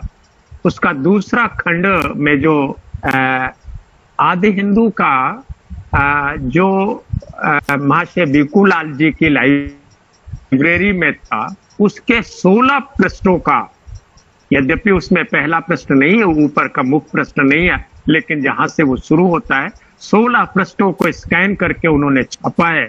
तो जो लोगों ने आज तक आदि हिंदू आंदोलन या आदि हिंदू अखबार का जिन्होंने नहीं देखा है या जिनके पास नहीं देखने को मिला, जो मैंने आपको बताया कि महाशय बिकुलाल जी के पर्सनल लाइब्रेरी से जो डॉक्टर रूपचंद जी ने प्राप्त की और जिसको उन्होंने उसमें खंड 2 में छापा, वो आप सब विद्यार्थियों के लिए भी बहुत कुछ या जो इतिहासकार है उनके लिए भी, उससे स्वामी जी के विजन क्या है, स्वामी जी ने उसमें क्या क्या लिखा है, वो 16 पेज का जो आदि हिंदू अखबार निकला, तो आप देखेंगे कविताएं भी हैं, लेख भी हैं, आलोचना भी है, समालोचना भी है। और इतना ही नहीं, उसमें और भी तमाम चीजें हैं जो टिप्पणियां होती थी। अपने बारे में लिखना भी बड़ा कठिन है। यानी अपने आंदोलन में भी जो शरीक लोग हैं उनके बारे में भी लिखा उन्होंने कि कैसा होना चाहिए, कैसा नहीं होना चाहिए। तो स्वामी जी के इस व्यक्तित्व में 3 चीजें हैं। ये जो मुट्ठी आंदोलन है, यानी कोई भी आंदोलन कैसे चलेगा उसके अर्थ के पीछे लेकिन स्वामी जी के समय तो कोई पैसे वाले धन्ना सेठ लोग थे नहीं जो उनको देते। स्वामी जी ने एक अपने आंदोलन को चलाने के लिए मुट्ठीदान आंदोलन चलाया था। मठिया रखी जाती थी घरों घरों में और माएं बहनें जब खाना बनाती थी तो एक मुट्ठी आटा निकाल के उसमें डाल देती। वो फिर हफ्ते भर का इकट्ठा होता था। इकट्ठा होके वहां के जो कार्यकर्ता ले जाते थे और आधे हिंदू दफ्तर में उससे दफ्तर चलता था। यानी इतना संगठनात्मक, किसी पे बोझ भी नहीं आए। और स्वामी जी निष्प्रिय भाव से ये कार्य करते रहे। उनका स्मरण करना आज के दिन मेरे जैसे, जिनको मैंने देखा तो नहीं है, लेकिन मैंने आपसे कहा ना कि आदरणीय कनौजी, दादा कनौजी लाल जी को जिस तरीके मैंने देखा और सुना है, मास्टर भिक्खू जी को सुना है, भिक्खू लाल जी को या अन्य चौरसिया जी को और जिज्ञासु जी को वगैरह को, ये मेरे लिए बड़ा यानी उस वक्त बड़ा रोचक और मुझे अचंभित करने वाला हुआ करता था। और आज मैं आप सबके सामने अपने जो टूटे फूटे शब्दों में जो मैंने आपसे वार्ता की, मैंने पहले भी कहा था कि मैं कोई एकेडमिक नहीं हूँ और ना कोई प्रोफेसर हूँ, लेकिन आपसे वार्ता कर सकता हूँ, बात करूँगा। और लिखने पढ़ने का काम तो आप सबका है। इन शब्दों के साथ मैं पुनः कॉलेज के प्रधानाचार्य जी जो इसके संरक्षक हैं और इसके जो संयोजक हैं डॉक्टर अमरदीप जी को मैं पुनः आभार व्यक्त करता हूँ, धन्यवाद करता हूँ कि उन्होंने मुझे अपने ये मौका दिया। जय भीम, नमो बुद्धाय।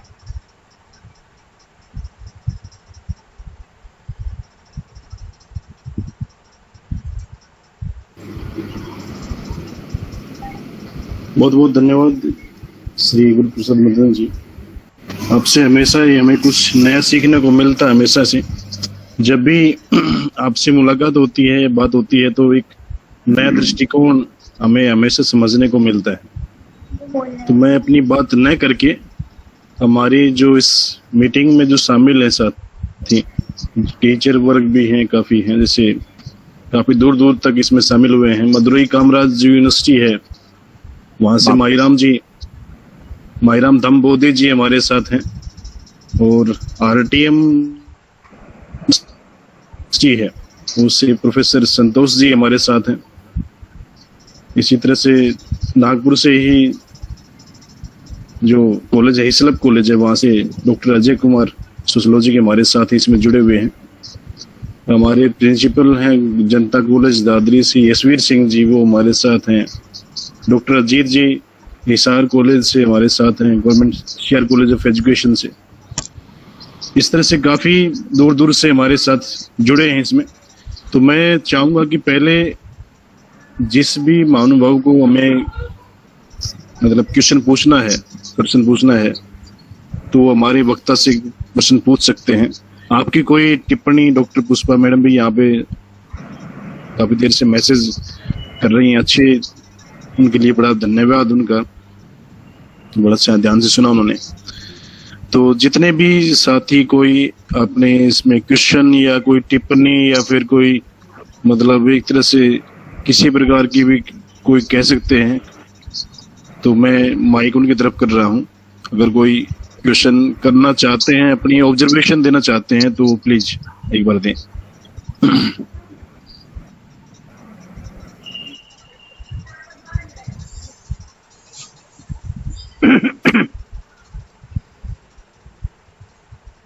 माईराम जी आप अगर बोलें तो ठीक रहेगा।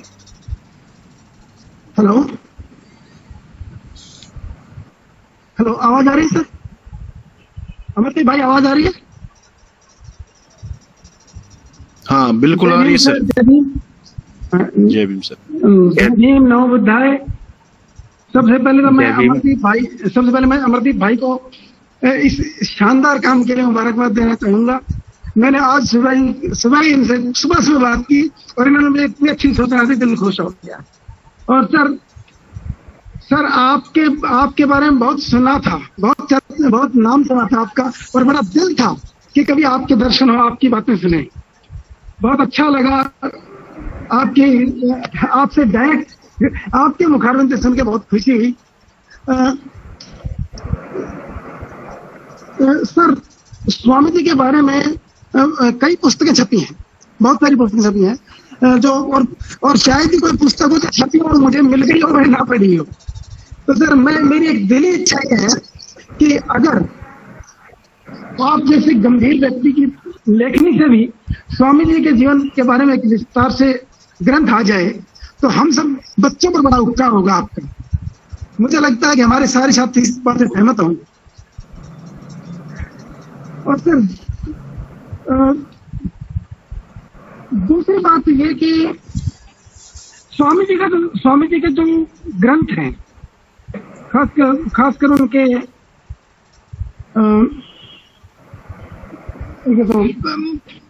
अखबार हैं, उनके बारे में अगर कहीं से मतलब सूचना मिल जाती, क्योंकि हमारे साथ बड़ी दुर्घटना ये घटी है कि जब हमारे महान व्यक्ति हैं, एक से एक बढ़ के हैं, लेकिन आज हमारे पास उनका साहित्य नहीं। तो अगर स्वामी जी के इस साहित्य की कुछ झलक मिल जाती तो बहुत अच्छा रहता। तो सर इसलिए मैं आपसे रिक्वेस्ट करता हूँ, हाथ जोड़ के रिक्वेस्ट करता हूँ कि एक बार आपकी कलम चल जाए, बस मजा आ जाएगा। Thank you.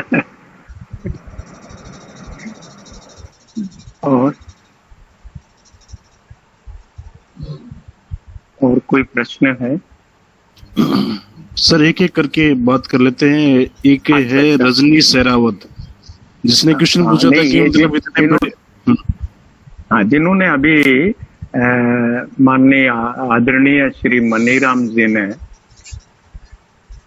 और शायद कोई मैडम थी, मैं नाम नहीं जान पाया, श्री मनीराम जी ने, माईराम नाम। अच्छा, मिस्टर माईराम जी, क्षमा करेंगे, मैं आपका नाम पूरा नहीं ले पाया था। तो आपने जो ये बात कही कि उनके आपने अब तक जितना भी स्वामी जी के ऊपर छपा है, एक्चुअली वो सारा बेस करता है जिज्ञासु जी की पुस्तक के ऊपर ज्यादातर, क्योंकि वो 1960 में जिज्ञासु जी ने एक किताब लिखी थी और ज्यादा उस पे नहीं आया। लेकिन उसके बाद फिर जो कुछ भी आया, लोगों ने ये किया, और कुछ लोगों ने तो जैसे मुझसे ही कुछ देख लिया, मुझसे ले गए या कुछ किया, फिर उन्होंने उसको ये भी लिखा, फिर लिखने के बाद भी लिखा, तो बहुत सी चीजें हैं। लेकिन आप जो कह रहे हैं, डॉक्टर अमरदीप जी बेचारे बता रहे थे ना, पहले बता रहे थे कि जो मैंने लिखी है वो एक्चुअली छपने के कगार पे है। और आप लोग देखेंगे उसमें स्वामी जी के जो अभी आपने इच्छा जाहिर की है कि उनके जो पत्र हैं उनकी, और मैंने अभी आपको जिक्र किया ना कि डॉक्टर अंबेडकर जनसंचार डॉक्टर रूपचंद जी ने 9 खंडों में छापी है। उसका दूसरा खंड ये अभी 4 अप्रैल को उसका अनावरण हुआ था, अनावरण नहीं, विमोचन हुआ है दिल्ली में। तो उसके खंड 2 में 16 पेज आदि हिंदू के छपे हुए हैं। आप अगर देखेंगे, आप अपनी लाइब्रेरी में मंगवाएं उसे। मैं तो ये आपको कहूंगा, उसमें पूरे देश भर की जो हिंदी में पत्र पत्रिकाएं निकली थी उनका बहुत विवरण किया। उन्होंने बहुत मेहनत की है डॉक्टर रूपचंद जी। तो उसमें क्या हुआ, जो आदि हिंदू लोग कहते हैं हमने नहीं देखी है, तो मैंने उसको आपको कहा कि आप उस पर अभी देख सकते हैं। लेकिन जो आपने मुझसे अपेक्षा की है वो शायद जल्दी ही पूर्ण होगी। और डॉक्टर अमरदीप जी ने मुझसे बहुत बार कहा कि इसको जल्दी जल्दी करना है, निकालो। तो मैं भी उसको अब जल्दी ही आप लोगों के सामने रखूं। जी थैंक यू सर। जी धन्यवाद आपको। जी।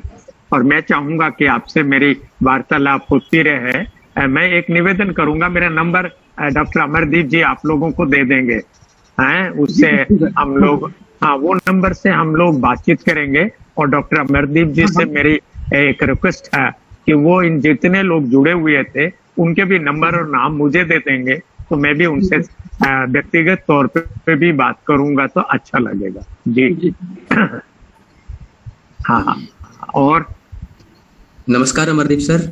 नमस्कार जी, नमस्कार। नरेंद्र कुमार बोल रहा सर, गवर्नमेंट कॉलेज बहू से। गुरुजी जी, आवाज आ रही है सर आपके पास? हाँ आ रही है, मैं सुन रहा हूँ। हाँ गुरुजी, मैं आपसे एक बात पूछना चाहता हूँ कि जो हमारे स्वामी जी के बारे में मैंने तो आज लो पहली बार ही सुना है। हिंदू आदि आंदोलन चलाया उन्होंने, अंबेडकर जी की नागपुर अधिवेशन में उन्होंने पार्टिसिपेट भी किया था, और 1940 तक बहुत सारे अधिवेशन भी अंबेडकर जी के। लेकिन सर अंबेडकर जी ने इतनी सारी पुस्तकें लिखी, हमने उसकी बहुत सी पुस्तकें पढ़ी हैं। उन पुस्तकों में स्वामी अच्युतानंद जी महाराज का कभी रेयरली जिक्र भी नहीं सुना सर, कभी ना कभी पढ़ा। ऐसा क्यों सर? दोनों विचारधारा सेम होने के पश्चात भी मतलब दोनों में इतना डिफरेंस क्यों सर? नहीं, डिफरेंस तो नहीं है। मैं आपसे ये बता रहा था कि स्वामी जी अपने साधनों से अपने तत्कालीन समय में जिस तरीके हो सकता था वो उन्होंने इतना बड़ा आंदोलन खड़ा किया। और मैंने अभी आपको डॉक्टर बाबा साहब अम्बेडकर का एक पत्र हिंदी में पढ़ के सुनाया ना, आपने हाँ सुना है? जी सर पूरा सुना है सर। तो मैंने उसको 1932 का, इससे आपको ये पता चलेगा कि दोनों के बीच में कितना संबंध था। नंबर एक, दोनों एक दूसरे को कितना सम्मान करते थे। और इतना ही नहीं, जो उन्होंने सम्मान किया और एक दूसरे पे कितना विश्वास करते थे। विश्वास नहीं होता तो इतना बड़ा जो राउंड टेबल कॉन्फ्रेंस में separate elected and joint elected का सपना खड़ा हुआ था, जो सेपरेट इलेक्टेड बाबा साहब का जब वो 1923 का भाषण अगर आप पढ़ेंगे कभी भी राउंड टेबल कॉन्फ्रेंस का, तो उसमें दो पार्ट में पढ़िएगा। एक तो वो प्रतिनिधि है इस देश के डिप्रेस क्लास के लोगों का, वो रख रहे हैं, और दूसरा वो नेशन के बारे में जो रख रहे हैं, देश के बारे में रख रहे हैं। इसलिए बाबा साहब का वो भाषण बहुत महत्वपूर्ण है, उन दोनों को देखेंगे। और उसके बाद चूंकि उस समय कांग्रेस ने भाग नहीं लिया था, बाइकॉट वो पूरी नहीं हो सकी थी, सॉल्व नहीं हुई थी, तो उसके बारे में फिर गांधी इरविन पैक्ट शिमला में हुआ, और उसके बाद गांधी जी ने जाना स्वीकार किया और वहां पे गए। और जाने के बाद जो गांधी जी को अगर आप पढ़ेंगे, जो अल्पसंख्यक माइनॉरिटीज के बारे में है, वो बिल्कुल गांधी जी कितना बाबा साहब से सहमत नहीं है। और बाबा साहब का जो ज्वाइंट इलेक्टेड गांधी जी का है, ये हिंदू से अलग हो जाएंगे, यानी यहाँ तक कि मुसलमानों को सेपरेट इलेक्टेड उनको मान्य है, सिखों का इलेक्टेड मान्य है, उनका प्रतिनिधि चुना जाना ये मान्य है। लेकिन दलित समाज के जो अनटचेबल्स जो है वो अपना रियल प्रतिनिधि चुन ले, ये गांधी जी को स्वीकार नहीं है। और इसके लिए उन्होंने जिन्ना साहब से भी समझौता करने की कोशिश की। 14 सूत्री मांगों पे उन्होंने हस्ताक्षर करके देने को तैयार, बल्कि सादे कागज में दस्तखत करके दे दिया था कि ये सारी चीज इतिहास के वो पन्ने हैं जो आंदोलन को, देश के राजनीतिक आंदोलन के ये वो पन्ने हैं जिनका खुलासा ठीक से लोग नहीं कर रहे हैं, आज के इतिहासकार नहीं कर रहे। जी सर। उस वक्त चले आना और फिर जब ये separate elected and joint elected जो होता है, जिसकी बड़ी हवा चल रही है, गांधी जी ने वहां कह दिया था मैं अछूतों का प्रतिनिधि हूं, डॉक्टर अम्बेडकर तो गवर्नमेंट के है, ये ब्रिटिश गवर्नमेंट ने इनको बुलाया है, और श्रीनिवासन जी को गवर्नमेंट ने बुलाया है, मैं तो अछूतों का प्रतिनिधि हूं। और उस वक्त जो यहाँ पे तार गए, केबल्स गए, उस वक्त आदि हिंदू आंदोलन ने कहा यह जाता है कि 54 तार गए, जिसमें 53 तार बाबा साहब अम्बेडकर के सपोर्ट में और 51 तार और 3 तार गांधी जी के सपोर्ट में। ये 51 तारों में से ज्यादातर तार आदि हिंदू आंदोलन के स्थानीय जो लोग थे, उनकी जो कमेटियां थी, उन्होंने कहा कि बाबा साहब अम्बेडकर हमारे प्रतिनिधि है गांधी जी ने। ये इतनी बड़ी बात, और फिर बाबा साहब अम्बेडकर ने वो चिट्ठी लिखना, ये जो हिंदी में धन्यवाद करना, अंग्रेजी का मैंने नहीं पढ़ा और अंग्रेजी वाला पत्र आपको कभी सुनाऊंगा। ये दोनों पत्र मुझे उनके दामाद साहब से प्राप्त हुए थे, उसकी फोटो भी मुझे प्राप्त हुई थी, इसलिए मैं उनके जो दामाद थे श्री मंगल सिंह जी का बहुत ही आदर के साथ स्मरण किया करता हूं कि उन्होंने वो दोनों पत्रों की फोटोकॉपी मुझे दी थी। जी धन्यवाद। तो ये जो आप अभी आपका जो सवाल था कि बाबा साहब का इतना बड़ा साहित्य आने के बाद भी ये दोनों का जिक्र क्यों नहीं आता है, लेकिन what Congress and Gandhi have done to the untouchables, जब आप पढ़ेंगे तो वो पढ़ने के बाद आपको लगता है कि यहाँ कोई ऐसा लगता है।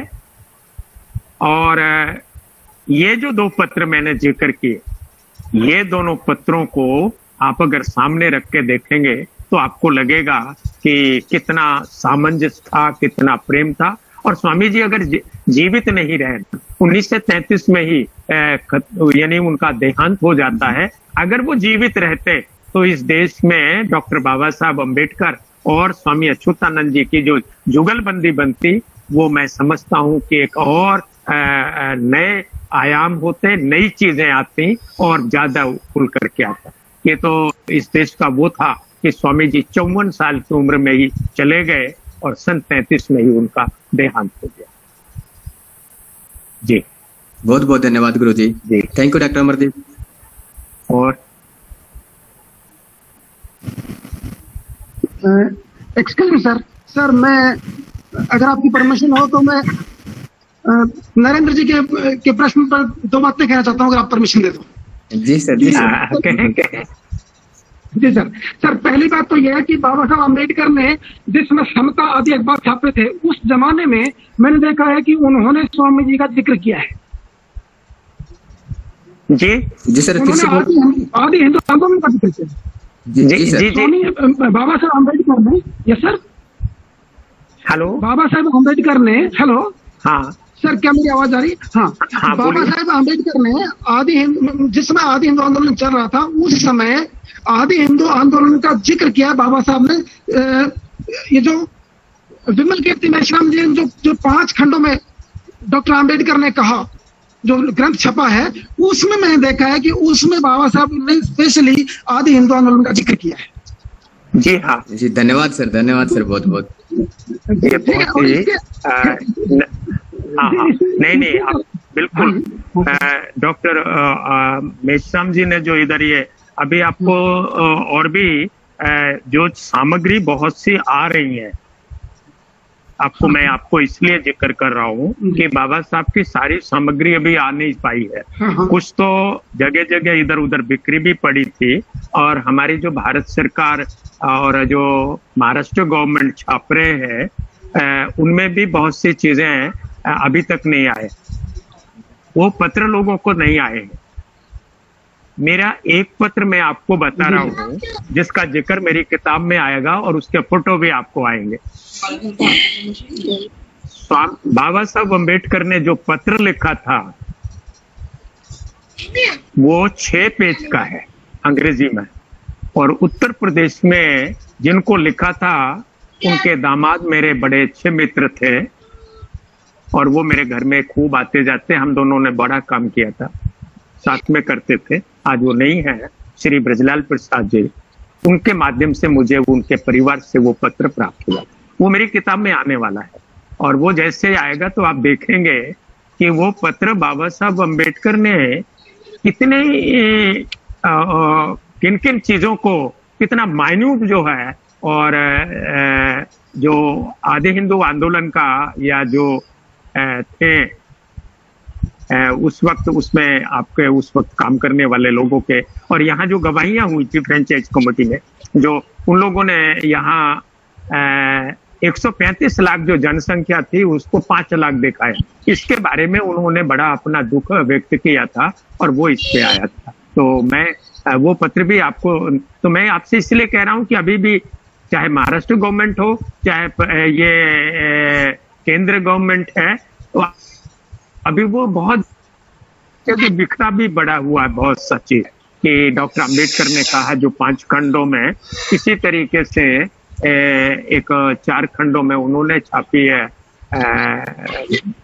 एक गजबीये साहब ने, प्रभाकर गजबीये जी ने, उन्होंने भी छापी थी। उसमें कुछ अनुवाद है बाबा साहब अम्बेडकर के पत्रों का।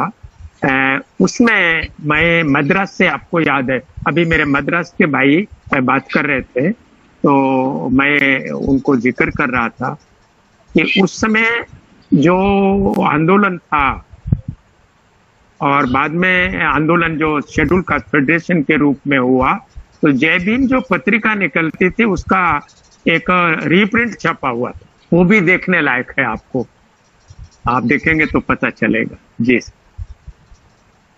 हाँ, और आपको इस इंफॉर्मेशन के लिए जो उन्होंने हमारा मिश्राम जी ने किया, इसके लिए बहुत बहुत धन्यवाद जिसको उन्होंने जिक्र किया। जय भीम गौतम जी।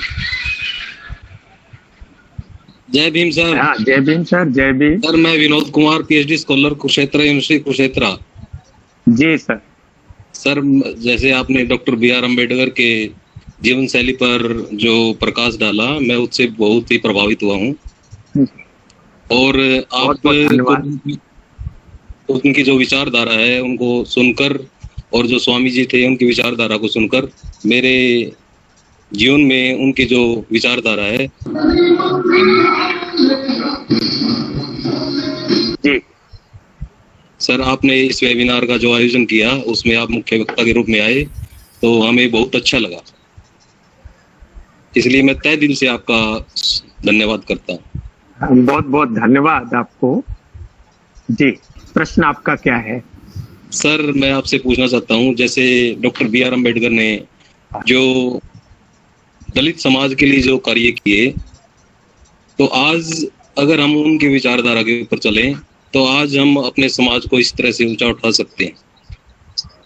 जी, तो इसके ऊपर आप कुछ हमें आपकी विचारधारा बताएं कि हम किस प्रकार से हम समाज को ऊपर उठाने में। मैं समझता हूँ डॉक्टर बाबा साहब अम्बेडकर की विचारधारा पे चलने की जो आपने बात कही कि आज ऐसा है, उस पे एक अलग से अगर हम लोग चर्चा कभी करें तो ज्यादा अच्छा रहेगा, क्योंकि वो एक विशद विषय हो जाता है। अभी हम स्वामी जी के बारे में, मैंने आपको कहा ना कि स्वामी जी के जो ये आदि शब्द था, आदि हिंदू शब्द, इसका कितना कैनवस कितना बड़ा था। आदि द्रविड़, आदि तमिल, आदि कन्नड़, आदि धर्मी है, नमो शूद्राय, ये जो आदि धर्मी जो मुंगो वालिया, हमारे मंगूराम जी मुंगो वालिया जो होशियारपुर जलंधर के पास मुंगो वाले गांव है, वहां पे उन्होंने आदि धर्म नाम का ही वो चलाया। और अगर आप देखेंगे जब ब्रिटिश गवर्नमेंट ने सेंसस कराया, जनसंगणना कराई, तो उस वक्त आदि धर्म करके एक अलग से खाना ही था जिसमें कितने लाख लोग जो है आदि धर्मी अपने को लिखते हैं। वो अपने को हिंदू नहीं कहा, उन्होंने अपने को आदि धर्म कहा। यानी स्वामी जी की ये जो कहना चाहिए जो परिकल्पना थी, जो आदि धर्म वाली, एब्रोजेंस वाली, वो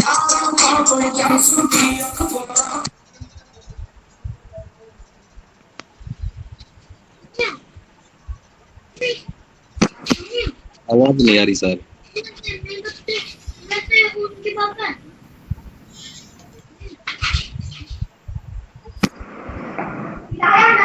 हमने नहीं हिलाया, ये गिरा जा रहा। जी सर। जी, थैंक यू सर। आवाज आ रही है? जी सर। जी सर। हाँ, तो मैं ये आपसे जिक्र नहीं कर रहा था कि देखिए कितना बड़ा कैनवास था कि पूरा दक्षिण भारत से लेकर के यहाँ तक, पंजाब तक, लाहौर तक, ये सारी जो चीजें थी वो स्वामी जी के इस आदि हिंदू आंदोलन का बड़ा प्रभाव था। जी। और वो जो विषय आप बाबा साहब अम्बेडकर के बारे में कर रहे हैं वो एक अलग से विषय होगा और उस पर कभी चर्चा की जानी चाहिए। Thank you sir, thank you so much, बहुत बहुत धन्यवाद thank you sir. Ajit Singh है, डॉक्टर अजीत सिंह है, गवर्नमेंट को ये Chaudhary Chhoturam college of education से हिसार से, वो पूछ रहे हैं कि आदि हिंदू आंदोलन की इसमें क्या स्थिति है और उसकी तत्कालीन धारणा किस रूप में है? हाँ हाँ जी जी जी मैं आपको इस प्रश्न का, आज आदि हिंदू आंदोलन नहीं है। सुनिए, स्वामी जी ने जिस परिकल्पना को किया था और आज स्वामी जी के ना रहने के बाद वो राजनीतिक तौर पे जो आदि हिंदू आंदोलन था वो बाबा साहब अम्बेडकर के शेड्यूल कास्ट फेडरेशन में मर्ज कर दिए। वहां के सारे जितने भी कार्यकर्ता लोग थे वो ज्यादातर शेड्यूल कास्ट फेडरेशन में चले गए। 1942 में जब बाबा साहब ने निर्माण किया और उसके बाद बाबा साहब अम्बेडकर ने जब 14 अक्टूबर 1956 को बौद्ध धर्म स्वीकार किया और 7-8 लाख लोगों को बौद्ध धर्म प्रदान किया, उस दिन के बाद उसी वक्त बाबा साहब ने कहा था कि शेड्यूल कास्ट फेडरेशन जो एक जातिवाद के नाम पे हमने ये जो खड़ा है इसको खत्म करना है। और उस वक्त उन्होंने रिपब्लिकन पार्टी का एक परिकल्पना की थी और उसका उद्देश्य और ढांचा वगैरह सब बना दिया। 56 में 6 दिसंबर 1956 को बाबा साहब नहीं रहे, लेकिन जो उनकी परिकल्पना थी, जैसा मैंने आपसे कहा कि बाबा साहब अम्बेडकर खाली जो लोग कहते हैं कि वो दलितों के ही नेता थे या दलितों के बारे में सोचते थे, ये सोचना तो बहुत ही गलत है। बाबा साहब अम्बेडकर का जो आइकॉन था वो वैश्विक था, इसलिए बाबा साहब अम्बेडकर का जब वो कहते हैं शोषण मुक्त समाज की रचना, आपको जरा गौर करिए, ये शोषण मुक्त समाज जो उनका निर्माण करना है उसमें केंद्र बिंदु व्यक्ति है, ह्यूमन बीइंग है। यानी वो ह्यूमन बीइंग खाली अछूत नहीं है, दलित नहीं है, शूद्र नहीं है, भारत के वर्ण व्यवस्था के अंतर्गत वो आने वाला ये अकेला नहीं है। बाबा साहब अम्बेडकर शोषण जहां भी दिखाई देता है वो पूरे मानव जाति ह्यूमन बीइंग के अंदर जहां भी है, राजनैतिक, सामाजिक, आर्थिक, धार्मिक, जिस प्रकार भी डिस्पैरिटी है, विषमता है, उसको समाप्त करना चाहते बाबा साहब।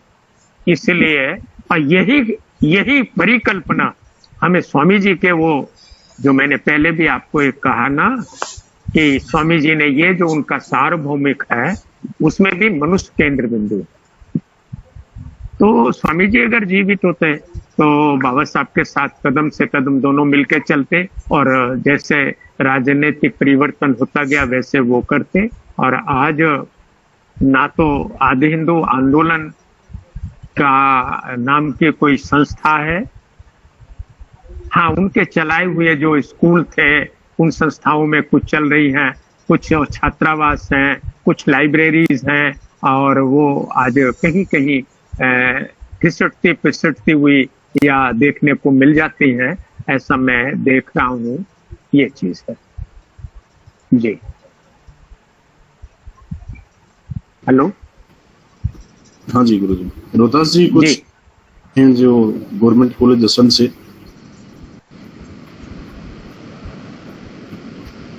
जी बोलिए।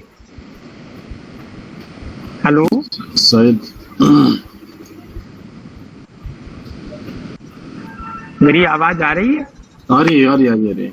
हाँ, एक तो रजनी सहरावत हैं हमारे कॉलेज से ही, उसने पूछा है हाँ, स्वामी अच्युतानंद ने अछूतों के लिए काम किया तो वे गांधी के हरिजनों के उत्थान के लिए जो प्रयास थे उनके साथ मेन स्ट्रीम में, कैन यू एक्सप्लेन? हाँ बोलिए, पूरी बात बताइए, प्रश्न बताइए। प्रश्न ये है कि स्वामी अच्युतानंद ने जो अछूतों के लिए काम किया था तो गांधी जी ने हरिजनों के लिए जो उत्थान के लिए जो प्रयास किए जा रहे थे तो वो गांधी जी के साथ क्यों नहीं जुड़े? हाँ देखिए, गांधी जी का आंदोलन जो हरिजन आंदोलन था वो परावलंबन का था, गुलामी का था, मैं बड़ा स्पष्ट कह रहा हूं। और स्वामी जी का जो आदि हिंदू आंदोलन था वो स्वतंत्रता का था। गांधी जी का ये जो आंदोलन था, हरिजन शब्द नाम देना भी, वो भी स्वामी जी को स्वीकार नहीं था। और उन्होंने एक जगह कहा ये शब्द भी बिल्कुल वही अर्थ ले लेगा जो आपने अब तक घृणित नाम दिए हैं वर्ण व्यवस्था के अंतर्गत। और इसीलिए उन्होंने अपने हरिजन पद दियो प्रधान गांधी जी, और उसमें एक सवाल खड़ा कर दिया, अगर हम हरिजन हैं तो तुम कैसे हरिजन नहीं हो। स्वामी जी बहुत बड़ा कटु हरिजनों के, यानी हरि माने भगवान के पुत्र है, तो तुम कैसे हरिजन नहीं हो। और अगर हम हरिजन हरि के पुत्र हैं तो क्या तुम उनके संतान हो जिन्हें शैतान जन कहा जाता है, शैतान कहा जाता है क्या उसके। यानी इतना बड़ा जवाब गांधी जी को उस समय देना ये मामूली बात नहीं थी। गांधी जी का जो ऐश्वर्य था, उनके जो छाया हुआ था पूरे देश में। अब देखिए ना, गांधी जी का अंत, गांधी जी सेठों के आदमी थे, राजाओं के आदमी थे, खुद उनके बाप दादे जो हैं राजाओं के यहाँ प्रधानमंत्री हुआ करते थे, दीवान हुआ करते थे।